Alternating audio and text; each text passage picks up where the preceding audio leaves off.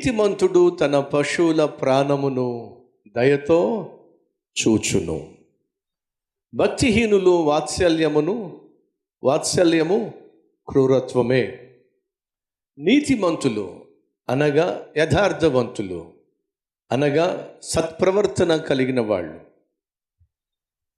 సద్భక్తి కలిగిన వాళ్ళు, సద్భావము కలిగిన వాళ్ళు, వారు తమ పశువులను ప్రేమిస్తారు. కొంతమంది పిల్లికి కూడా భిక్షం వేయరట. నీతిమంతునికి ఉండేటటువంటి లక్షణం ఏమిటంటే నీతిమంతుడు ప్రేమిస్తాడు.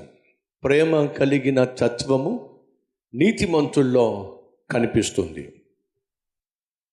ఈరోజు ఒకవేళ నువ్వు నీతిమంతుడుగా చేయి చూపించినట్లయితే నీలో ప్రేమ ఉండాలి. ప్రేమ లేనివాడు దేవునివాడు కానే కాదు. కొరింథీయులకు రాసిన పత్రిక 14వ అధ్యాయం 1వ వచనంలో ఈ మాట రాసి ఉంది. ఏంటో తెలుసా? ప్రేమ కలిగి ఉండుటకు ప్రయాసపడండి. ప్రేమ లేని భర్త, ప్రేమ లేని భార్య, ప్రేమించని తల్లి తండ్రి, అమ్మను నాన్నను ప్రేమించని బిడ్డలు నీతిమంతులు కాదు. కళ్ళ ముందు కనిపించే కన్న తల్లిని తండ్రిని ప్రేమించని పిల్లలు నీతిమంతులు కాదు. కట్టుకున్న భార్యను ప్రేమించని వాడు నీతిమంతుడు కాదు. కట్టుకున్న భర్తను ప్రేమించని స్త్రీ నీతిమంతురాలు కాదు. మాటి మాటికి భార్యను గాయపరిచే భర్త, మాటి మాటికి భర్తను ఎదిరించే భార్య, మాటి మాటికి కన్న తల్లిని తండ్రిని ఏడిపించేటటువంటి కొడుకు కుమార్తె నీతిమంతులు కాదు. వారి ప్రవర్తన సత్ప్రవర్తన కాదు. అది వారిని గాయపరిచే ప్రవర్తన, బాధించే ప్రవర్తన, ఏడిపించే ప్రవర్తన, కృంగదీసే ప్రవర్తన, మానసికంగా నలిపివేసే ప్రవర్తన, శారీరకంగా బాధించే ప్రవర్తన ఎవరు కలిగి ఉంటారో వారు నీతిమంతులు కానే కాదు. నీ భార్య నిన్ను చూసి ఏడుస్తూ ఉందంటే, నీ భర్త నిన్ను చూసి విసిగిపోయాడు అని అంటే, నిన్ను కన్న తల్లి తండ్రి నిన్ను కన్నందుకు ఏడుస్తున్నారు అని అంటే, దయచేసి గమనించు, బహుశా నీవు నీతిమాలిన జీవితం జీవిస్తున్నావేమో. సత్ప్రవర్తన కలిగి జీవించవలసిన నీవు దుష్ప్రవర్తనను కనపరుస్తున్నావేమో. సత్పురుషుడైనటువంటి దేవుణ్ణి కలిగి జీవించవలసిన నీవు సైతానును కలిగి జీవిస్తున్నావు. కాబట్టి నిన్ను కట్టుకున్న వాడిని, కట్టుకున్న దానిని, కన్నవారిని ఏడిపించేస్తున్నావు. నీ చుట్టూ ఉన్నవారు నువ్వు ఏడిపించే తత్వం నువ్వు కలిగి ఉన్నట్లయితే నువ్వు ప్రేమ కలిగిన వాడివి కానే కాదు. నీతిమంతుడట ఇంటిలో ఉన్నవారిని కాదు, ఇంటిలో ఉన్నటువంటి భార్యనే కాదు, భర్తనే కాదు, బిడ్డలనే కాదు, వారి ఇంట్లో ఉండే పశువులను కూడా ప్రేమిస్తాడు.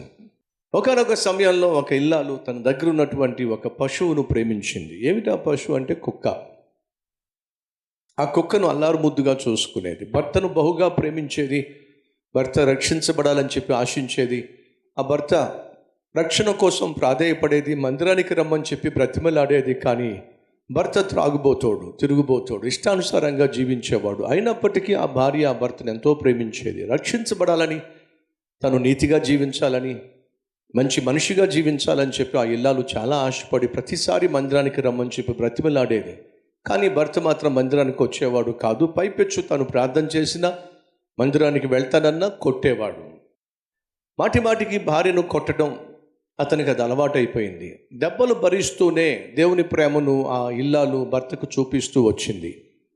కానీ ప్రతి ఆదివారం కష్టమైనా సరే తను మందిరానికి వెళ్ళి దేవుణ్ణి ఆరాధిస్తూ ఉండేది. అలా వెళుతున్నప్పుడు తనతో పాటు తన కుక్క కూడా వచ్చేది. ఆ ఇల్లాలు వెళ్ళి మందిరంలో కూర్చుంటే ఆ కుక్క వచ్చి ఆ ఇల్లాలు పక్కనే కూర్చునేది. అలా మందిరానికి వెళ్ళి తిరిగి వచ్చిన భార్యను చూసి భర్త త్రాగుబోతూ తాగేసి వచ్చి భార్యను ఎలా పడితే అలా కొట్టేశాడు. ఫలితంగా ఆమె చచ్చిపోయింది.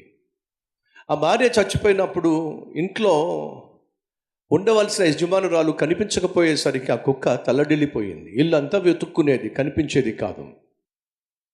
సడన్గా ఒకరోజు ఆ కుక్క ఇంట్లోంచి గబగబా బయటికి పరుగున వెళ్ళిపోయింది. ఉన్నట్టుండి కుక్క బయటకు వెళ్ళిపోతుంది ఏమిటి అని చెప్పేసి భర్త కూడా కుక్క కూడా పడ్డాడు.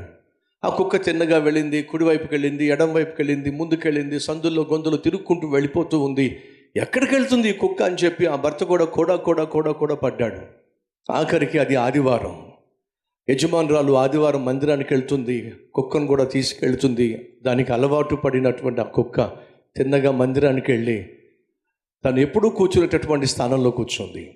ఆరాధన జరుగుతుంది. ఆ కుక్క కూడా వెళ్ళినటువంటి యజమాని మందిరంలో ఒక కుక్క వెళ్ళిపోయేసరికి ఏం చేస్తుంది మందిరంలోకి వెళ్ళని చెప్పి తను కూడా వెళితే భార్య స్థానము ఖాళీగా ఉంది. అక్కడికి వెళ్ళి భర్త కూర్చున్నాడు. ఆ రోజు అందించిన వాక్యము ద్వారా దేవుడు ఆ భర్తతో మాట్లాడాడు. అతడు బాగుపడ్డాడు.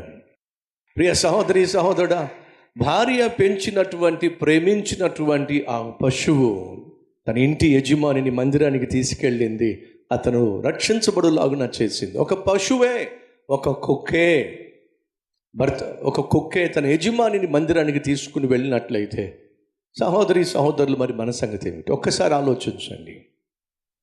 ప్రేమతో పెంచిన పశువు ఆ ఇంటి యజమానిని మందిరానికి తీసుకెళ్ళి రక్షింపబడడానికి దోహదపడినట్లయితే నీ భర్తను నువ్వు తీసుకురావాలిగా, నీ భార్యను నువ్వు తీసుకురావాలిగా, నీ ఇంట్లో ఉన్నటువంటి నశించిపోతున్న నీ కుమారుణ్ణి, నీ కుమార్తెను మందిరానికి తీసుకురావాలిగా. నువ్వు నిజంగా నీతిమంతుడు అయితే ప్రేమను కనపరుస్తావు, ప్రేమ కలిగి జీవిస్తావు. ఆ ప్రేమ ఏం చేస్తుందయ్యా అంటే నీ ఇంటి వాళ్ళు నశించిపోకుండా రక్షింపబడులాగున నీ చేత ప్రార్థన చేయిస్తుంది, వాళ్ళ కోసం పశ్చాత్తాపడే విధంగా చేస్తుంది, వాళ్ళ కోసం ప్రలాపించే విధంగా చేస్తుంది, వారి కోసం పరితపించే విధంగా చేస్తుంది. నీతిమంతుడు ప్రేమ కలిగి జీవిస్తాడు. ఎంతగానంటే ఇంటిలో ఉన్న వారిని మాత్రమే కాదు, తన చుట్టూ ఉన్న పశువులను కూడా ప్రేమిస్తాడు. ఈరోజు ఒకవేళ నీలో ప్రేమ లేకపోయినట్లయితే భర్తను, భార్యను, బిడ్డలను, అమ్మ నాన్నను, ఇంట్లో ఉన్నటువంటి బంధువులను ప్రేమించే మనస్తత్వం అనేది కాని మనస్తత్వం అయినట్లయితే ఒకసారి నిన్ను పరిశీలించుకోవాలి. నీతిమంతుడువా కాదా ఖచ్చితంగా పరిశీలించుకోవాలి.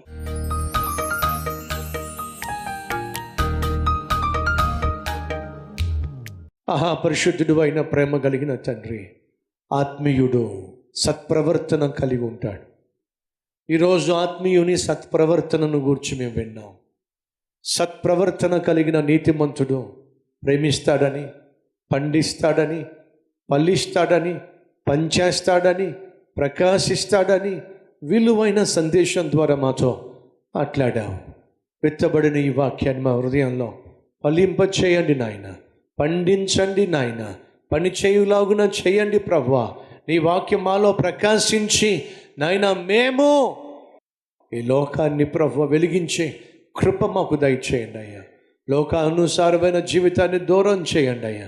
లోకంలో మేము కలిసిపోకుండా, లోకంతో మేము మిళితమైపోకుండా, లోకస్తులుగా జీవించకుండా నీ బిడ్డలుగా జీవించే కృప మాకు దయచేయండి అయ్యా. యేసు నామం పేరట వేడుకుంటున్నాం తండ్రి, ఆమెన్.